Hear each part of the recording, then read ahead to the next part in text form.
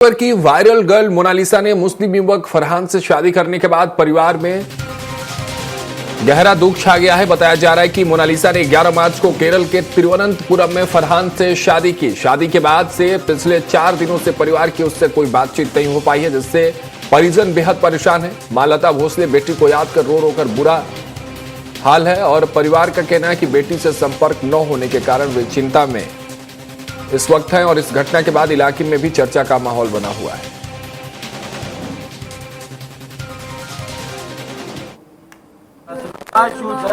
कोई कसूर नहीं। ऐसे यही विनती करती हूँ कि मेरी दीदी को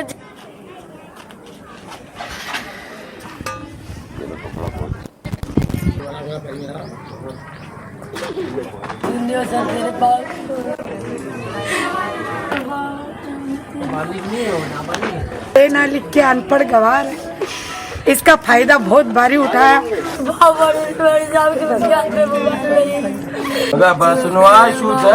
कोई कसूर नहीं है।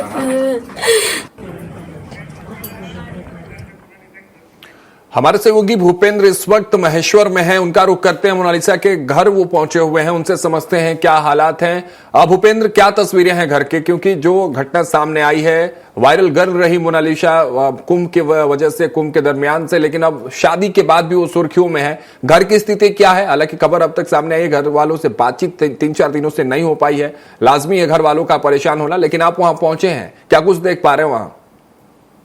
जी बिल्कुल, बता दूं कि महेश्वर की मोनालिसा जो कि प्रयागराज महाकुंभ से वायरल हुई थी और वायरल होने के बाद में उन्होंने फिल्म इंडस्ट्री में जगह बनाई थी और अब जो हाल ही में जो शादी की है फरहान खान से, उसके बाद में जो परिवार का रो रो के बुरा हाल है। यहाँ महेश्वर का जो कबीला है, उनका घर है, वहाँ पर मातम पसारा हुआ। इस वक्त मैं मौजूद हूँ मोनालिसा के घर पर, जहाँ दुख के पहाड़ इनके ऊपर है। आज उसकी माताजी भी है जो रो रो के बुरा हाल है, क्योंकि 4-5 दिन से उसकी बातचीत नहीं हो पा रही है।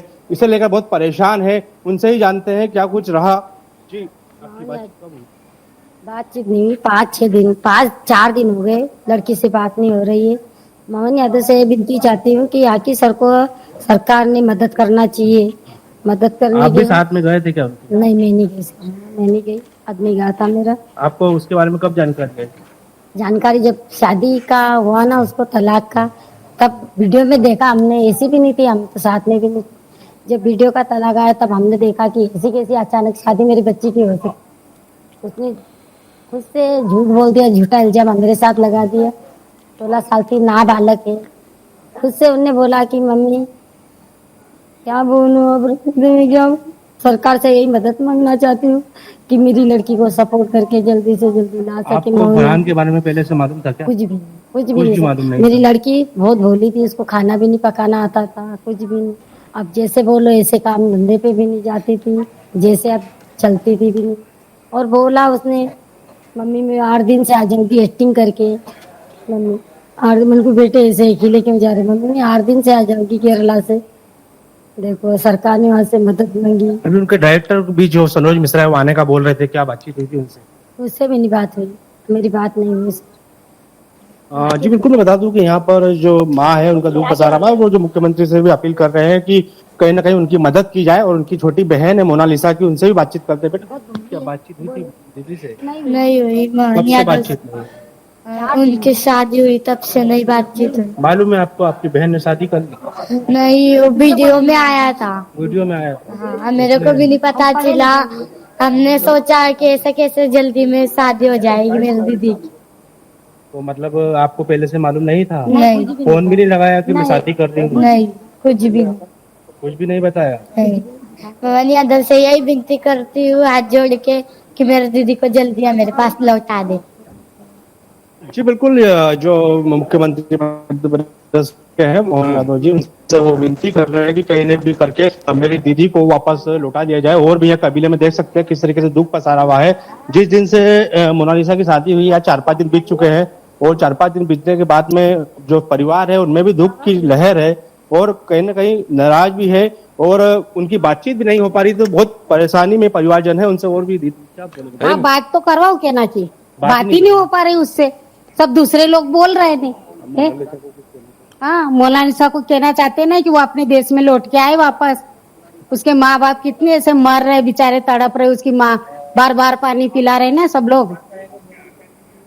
क्या और भी बातचीत अभी तो कोई हुई है? कोई बात। भूपेंद्र जी, बिल्कुल दादी जी हैं यहाँ पर। भूपेंद्र एक सवाल ये महत्वपूर्ण करिए, क्योंकि अभी कुछ दिन पहले मोनालिसा ने ये बात कही थी कि उनके जान को खतरा हो सकता है, तो क्या एक्सेप्टेंस को लेकर जो बात है, परिवार वाले अगर मोनालिसा वापस आती हैं फरहान के साथ, तो क्या इस शादी को मान लिया जाएगा परिवार की तरफ से अगर उनकी बेटी वापस लौटती है?